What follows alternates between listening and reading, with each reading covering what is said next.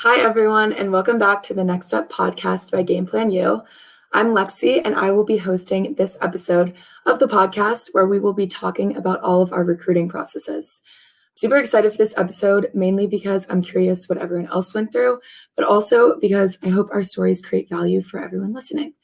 So for those of you who have not watched an episode of NextUP, we're going to get into some quick introductions. So Charlotte, do you want to start us off? Hi, everyone. My name is Charlotte Harmon. I'm a junior on the Florida women's lacrosse team, and I'm excited to get into these questions today.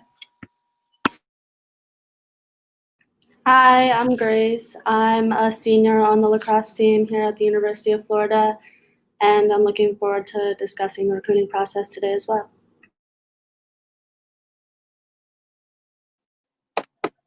Hi, I'm Clayton Brown. I'm a senior on the University of Florida track and field team. I'm excited to get into the recruiting process with you guys today.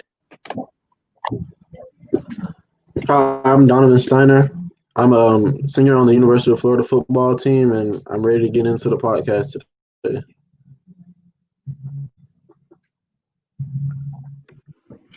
Okay, yeah, so now that you know who everyone is, let's start off by just having everyone give kind of a brief overview of their recruiting process, kind of what they went through, how old they were when it started, anything that stood out to you during it. So for lacrosse, I don't know if everyone knows, but the recruiting process typically starts in the really early years of high school. So for me, I was looking at schools starting my freshman year of high school, and then into sophomore year, it started ramping up a bit. But originally, I was looking at smaller schools in the Northeast because I'm originally from Connecticut. But it wasn't until I came down to Florida for a tournament at the ESPN Worldwide of Sports in Orlando, where Florida came to the tournaments and they saw me playing. And then I came down and visited the school 1 month later. And then I officially committed to Florida my sophomore year of high school in the spring. Yeah, and going off of what Charlotte said, lacrosse recruiting does start really early. So kind of in 8th grade, you had to start like making your list of what you were interested in and what you wanted to look at. And then from there, our coaches kind of did a good job of reaching out to the schools, and then the schools would reach out to us as well. So kind of freshman year, I'd say it started picking up heavily, and you had to do all your visits and everything freshman year. For track and field, it's a lot different, I would say. It started for me mostly once I got on the world scene in track and field. There's a lot of world junior championships, there's world youth championships. Once you get on the world scene, that's when you see a lot of coaches come in. And for me, I went to World Juniors in 2014. I was a junior in high school, and that's when I started getting all my recruiting offers, and that's when it all started for me. For me, my freshman year of high school, I started receiving letters from different colleges, but not necessarily getting like offers of scholarships and stuff. But after my sophomore season of high school, I got my first one from SMU, and then it kind of picked up from there. And then I originally, before my junior season, I committed to play at Baylor University. And then I decided that's not what I wanted to do. And then after I decommitted from there, my recruitment picked back up. And then after my senior year, I ended up here. And to finish it off, like Charlotte and Grace were saying, lacrosse starts super early, but I was kind of on the later end of the cusp. I started playing club lacrosse maybe sophomore year of high school, and usually everyone's already recruited by then. So a lot of the girls on my team were already recruited by the time that I stepped on the field. And that was kind of discouraging because being like one of the only uncommitted players and like not having a single offer starting was really intimidating. But I ended up getting offers from a few schools as the years went on, and I committed super late, but ended up at Florida and was super happy with my decision. That was kind of my dream school. So for everyone, I know that with lacrosse, for us, it's mostly club. And then Donovan, you were saying you get offers mostly straight out of high school. But for all of you guys, was it kind of coaches actively seeking you out, or did you have to really go out there and email coaches and kind of convince them to come see you? So for track and field, it's different in a way that it depends on how good you are. Like for me, I had coaches from all over the country contact me, but I also had teammates that had to go out and contact their coaches. So I think it kind of depends on how good you are and where you stand in the world, like you're standing in the world or amongst other high school kids. So I think that's where the difference is for us.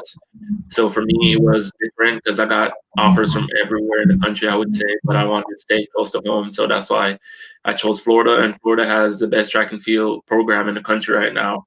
So I think it was an easy decision for me to stay close to home and go to the best school.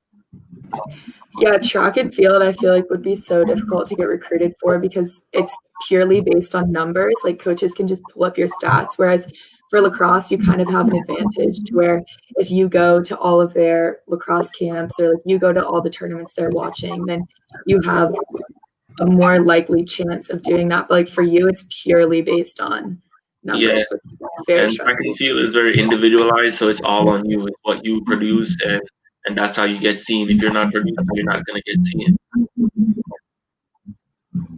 I think it definitely helps having a good club lacrosse team. And like you were saying, how track is so individualistic. I think that would be really tough if you were just on your own and you had to rely on your times. But with lacrosse, we have our teammates to help us make us look better. And also, I guess, with reaching out to coaches and everything, I agree with what Lexi was saying. Like, we had to go to every college camp that we were trying to get recruited at and sending out a lot of emails and everything. And it was mainly through the club team. So actually, like Florida contacted my club team coach, and that's how I found out about them. Well, similar to what Clayton said, for in football, it kind of depends on how good you are. So at a certain, like if you're going to like schools like Florida and LSU, they don't go seek out they come to you. You don't just go seek out them. It doesn't really work like that. So and also like you guys were saying, it kind of helps when like you're on a good high school team. They're known for their from their football program. It,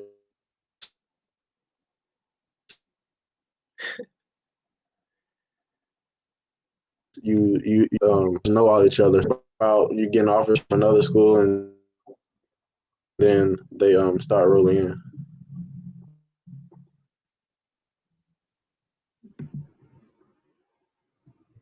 And then Grace, do you want to finish us off or we can move on to the next question too?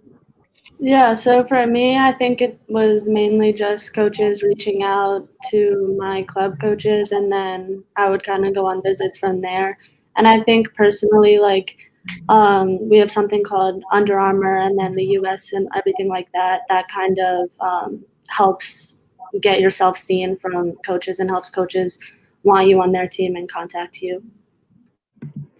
And then going to when you got offers from, say, Florida, or just when you first got offers from schools in general, like I know for me, Florida was my reach school. Like it was my dream to play at Florida. I never thought that I could play there, but I always had this hope that like maybe I could. And when I got that call from them on September 1st, I was like, oh my gosh, this is the coolest thing ever. When you guys got your offers or when you first started hearing from coaches, what were your initial reactions? I think personally for me, I was a little bit overwhelmed because I didn't really know what I wanted to do at that point, and I really didn't know what college would be the best fit for me. So that was kind of difficult because I also wanted to go somewhere that had strong academics, but also a strong lacrosse program. So that was kind of difficult for me in deciding that aspect. But ultimately, I feel like it ended up obviously working out great. But in the beginning, I was definitely overwhelmed by everything coming in and trying to figure things out. For me, it wasn't that bad. I mean, I knew what I wanted. I wanted to go to the best, and Florida is the best. At least in my event, we've had for the past two Olympics, we've had 1-2 Florida Gators that won first and second at the Olympics in triple jump. So I was like, that's where I wanted to be. I wanted to be where the best is. I wanted to be where the best come from. So, and it was close to home, so it was a pretty easy decision for me. So it's only an hour 45-minute flight back home. So pretty easy decision. Kind of took the words right out of my mouth on this one because I feel just like that. I want to play with the best and for the best. And being in the SEC, you're playing against the best. So if you have dreams and aspirations of playing professionally, you're going to be playing against the best anyway. So I feel like playing in the SEC just gives you an advantage because you're already used to it. And my dad always used to say that playing with the best is always going to make you better. It'll always bring the best out of you. So I know I always wanted to go to a big school, especially an SEC school. Different from Clayton and Donovan, I don't think a lot of people know that the Florida lacrosse team is just over 10 years old. And despite it being a really young program, we've made it to the Final Four. But on top of that, just being a very academically inclined school was one reason why I needed to come here. I just was like blown away when I stepped foot on campus, and I knew it was a dream come true and something that I just couldn't pass up. So that was my experience. Yeah, I think the difference with me is when I was getting recruited, the funny story is I visited 5 other schools and I did not visit Florida. And then I signed to Florida. So everybody was kind of crazy, wondering what I was thinking. But for me, I've been talking to the coaches. I haven't visited here yet, but I kind of knew that's where I belong. And it was the best decision I ever made it. So I think it's kind of unconventional for me to say to look everywhere else and then not look here and then sign to here. So it's a very funny story, actually. Yeah, my process was actually similar to that too. Being from Texas, I visited a lot of Texas schools and schools around Texas, and then Florida was like pretty much the only school that was like far from me that I ended up visiting. So a lot of people really wasn't expecting me to sign to Florida. Yeah, Clayton, I can't believe you never even visited before you committed here. That's wild.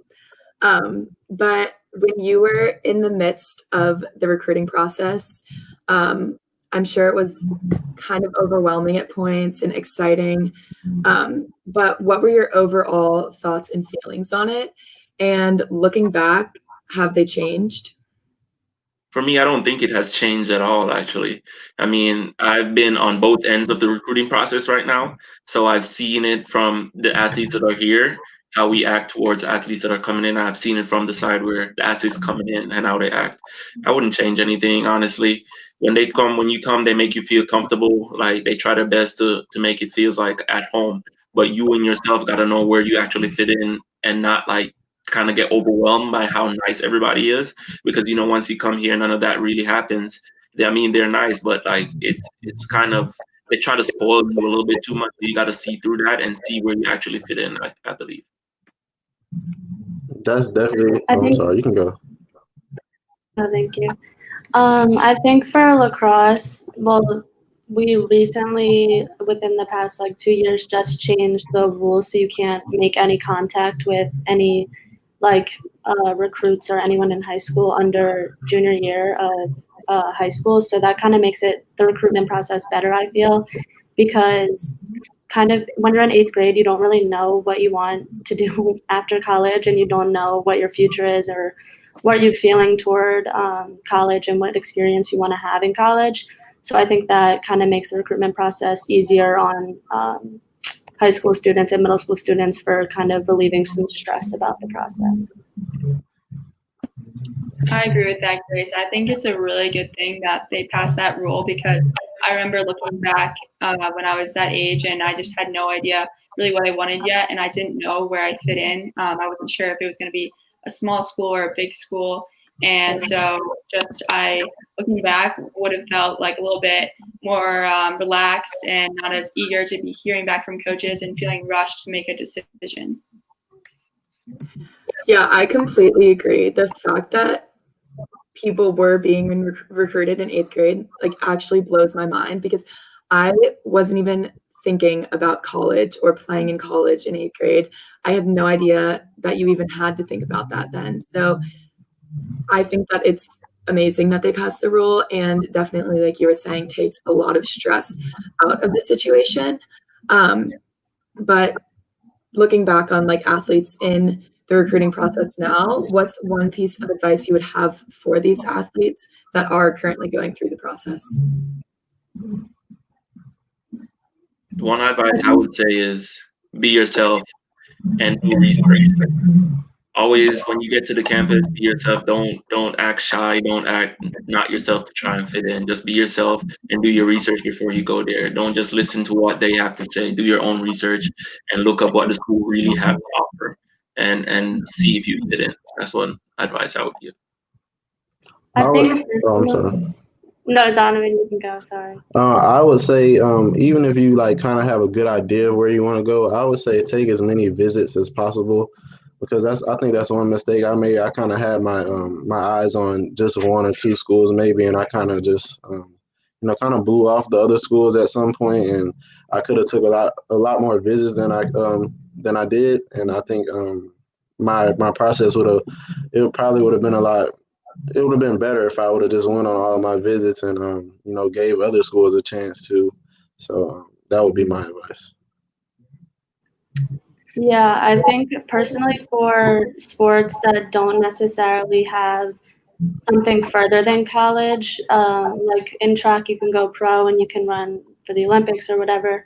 And then for football, obviously, you can go to the NFL and play pro there. But for lacrosse, I would feel that you shouldn't like focus more on academics as well as a top program, because after college for lacrosse, you could go pro, but it's not really the best opportunity, I would say, for after college. So I think it's important to focus on academics in a sport more like lacrosse, where there's no pro side after college. Yeah, I completely agree. I think my biggest piece of advice would just be that everything happens for a reason. I guess it kind of depends on your perspective on life, but in my opinion, everything happens for a reason. So if you feel like something's not working out, like one door closing is probably another door opening. So just don't be discouraged if a school that you originally wanted to go to doesn't like you or doesn't want you. There will be like so many other schools that you potentially might be interested in. So looking back, final question. If you could go back into your recruiting process, would you have done anything differently? Not necessarily in the school that you ended up, but just throughout the process. Going back to what I just mentioned, I would have took more visits, definitely, because we get 5 official visits, and I only took 2, I believe.